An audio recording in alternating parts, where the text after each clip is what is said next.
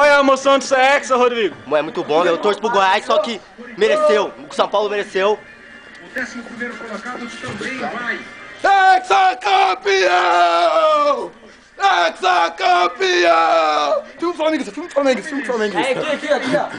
Eu já sabia! Eu já sabia! Cadê os goiaba? Cadê os goiaba? Falou que ia ganhar! Esquece! Não falou, ué? Entendeu? Tem que respeitar esse símbolo aqui, cara. Nós somos 6 vezes campeão brasileiro, 3 mundial, 3 libertadores. É tricolor, velho.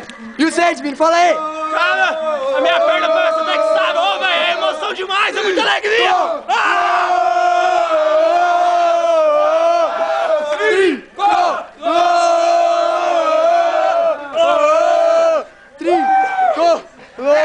Campeão!